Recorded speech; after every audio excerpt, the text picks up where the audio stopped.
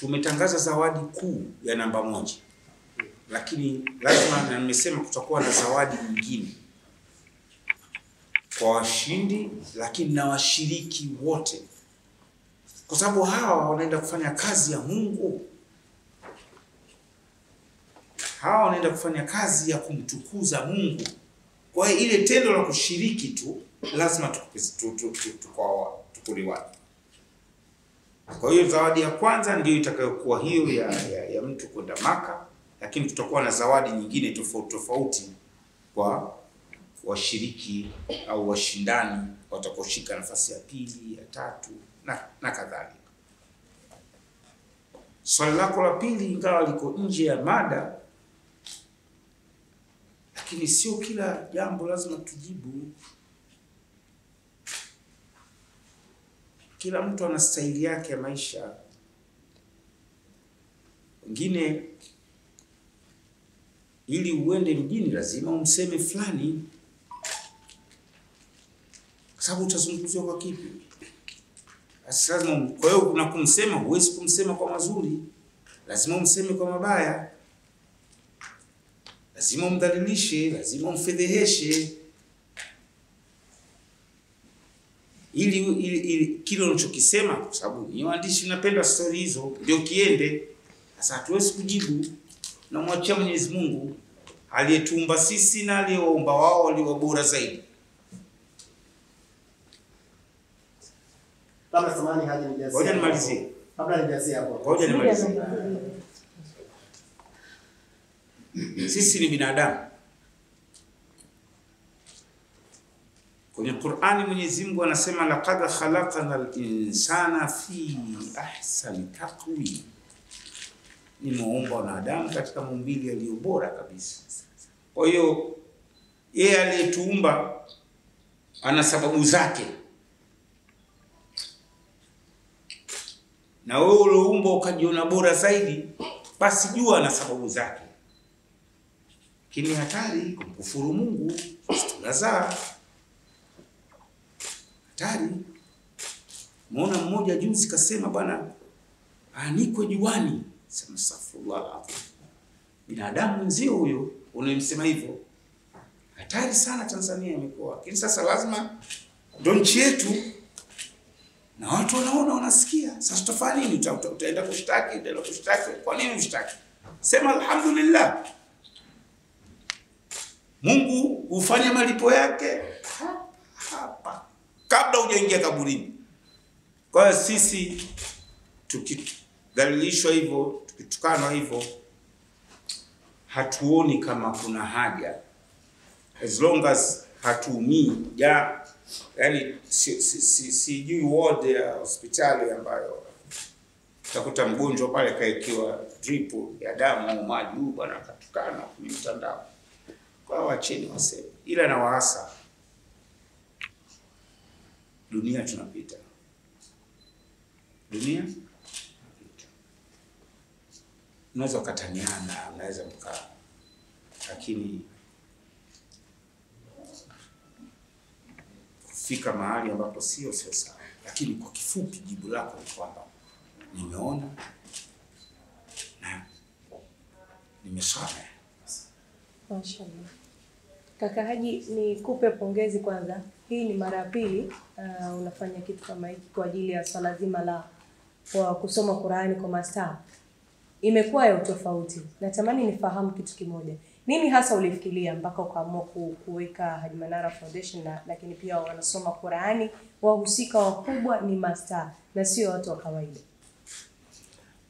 Mashindano ya kwanza sio mastaa pekee yake, iwekwe vizuri. Mastaa na watu mashuhuri wakiwemo viongozi. Naam. Safari hii tunataka kuwashirikisha mpaka mabalozi wa nchi za ambazo mabalozi wake ni Waislamu.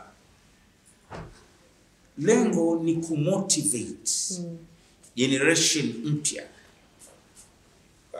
Hawa wanasikilizwa sana, waigizaji, waimbaji, wana washabiki wengi, wote mashahidi hapa majumbani hapa. Watu wamekariri nyimbo za watoto, wamekariri nyimbo za kina Diamond na kina Zuchu, utashangaa. Sasa kwa nini wasiende kuwakaririsha kwamba kusoma Qur'ani ni jambo jema, wakatumia huo mashuhuri wao? Shida sisi hatuwatumii watu maarufu kuseta ajenda zetu. Siku hizi nimeona vyama vya siasa vinawatumia. Chama changu cha Mapinduzi sasa hivi kikiwa na jambo lolote, wanakuwepo kina Diamond pale, kina Alikiba, kina Harmonize, kina Zuchu, kina Nandy. Hata na sisi tunaona katika upande wetu tunaweza tukawatumia hawa kama wanavyotumika katika mambo mengine ya kijamii kumotivate, kuinspire vijana na watoto kupenda kujifunza Qur'ani na kusoma Qur'ani. Kweli mwaka jana tulifanya vizuri, ingawa mwanzo nakwambieni hakuna changamoto niliyoipata kama Ramadhani ya mwaka jana. Yaani kutoka kila pembe unashambuliwa, unaita mastaa wenzio, rafiki zako, mkafanya showing off na maneno yakawa mengi. Walikuja wamependeza, walikuja kwa nidhamu, wakakaa mpaka mwisho, tukafanya jambo kubwa. Kuna watu walizuiwa mwaka jana hata kutoa tu contribution yao. Wakaambiwa unajua aje anaenda kufanya jambo la kiuni, mtaharibu Ramadhani za watu na nini. Taasisi kubwa. Sasa nilipopewa ile tuzo na mufti, nikawatumia wale waliozuiwa, nikamwambia mmeona? Nyie, huyu ndio mufti wa nchi, kaliona umuhimu wa jambo. Nchi yetu unajua wakati mwingine hata ukiandaa jambo jema kwa nia njema bado watatokea watu wa kupinga. Lazima ndio nchi yetu, lazima tu. Ndio sasa tutaenda wapi? Ndio Tanzania yetu na watu ndio wetu. Lakini nashukuru mpaka sasa hivi maandalizi karibu yote imekamilika. Tutaendelea kutoa updates kwa kadri tutakavyokuwa tumejaliwa. Niulize kitu hapo. Mpaka sasa hivi swala lako na Maimartha limefikia wapi?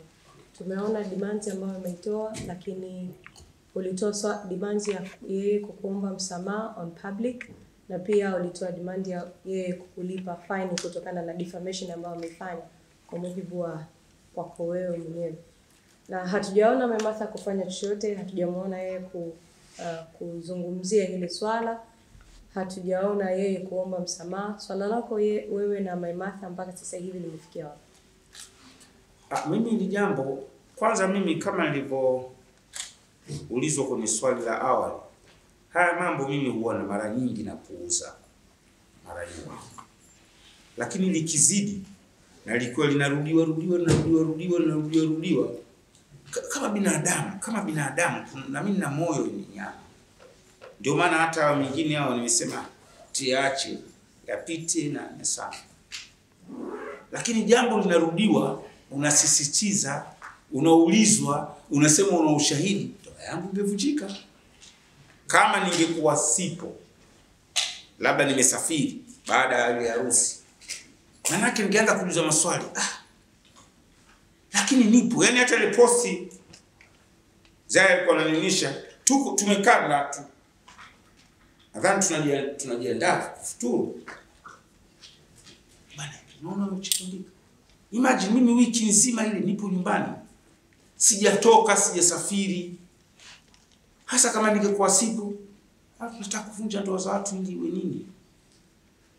Unaongea maneno mara sitaoa mara hivi. Sasa nikaona hili jambo kwa mara ya kwanza katika maisha yangu nimekwenda mahakamani kushtaki.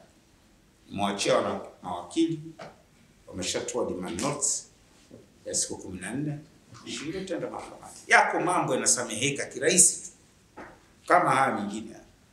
Lakini kuna mengine yanayohusu brand ya watu, image za watu kibinadamu. Mimi ni balozi wa makampuni mengi sana, tena makubwa, yananilipa mafedha mengi, yanahitaji reputation yangu iwe salama kwa product zao. Yanamhitaji mke wangu ambaye sasa naye ni balozi wa taasisi hii awe na image nzuri katika jamii.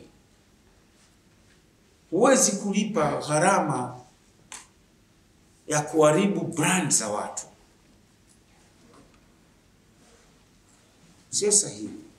Kwa mimi nisitaki kulizungumzia in details kwa sababu wakili ameshatimiza wajibu wake. Tusubiri 14 days kama hajajibu. Nimesikia juzi zimetumiwa na jamaa amesema hajapata demand notice.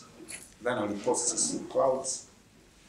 Amepata kwa sababu yeye aliombwa email, alisema amesafiri yuko Lindi akaombwa email. Akatuma email yake na ikadeliver kwa advocate na tunayo. Kwa hiyo ameipata, na kwa taratibu za kimahakama wanaruhusu hii teknolojia ya kutumia email na nini kupeleka vitu kama hivi. Kwa hiyo ili ipo kisheria. Yeye anatakiwa tu wajibu au athibitishe. Kama hawezi kuomba radhi, atoe proof kwamba siku fulani alienda sehemu. Hiyo atoe proof. Kama hawezi kuomba radhi, inahitaji mtu mwenye jasiri sana. Kusema samahani inahitaji ujasiri. Basi atoe proof. Akishatoa basi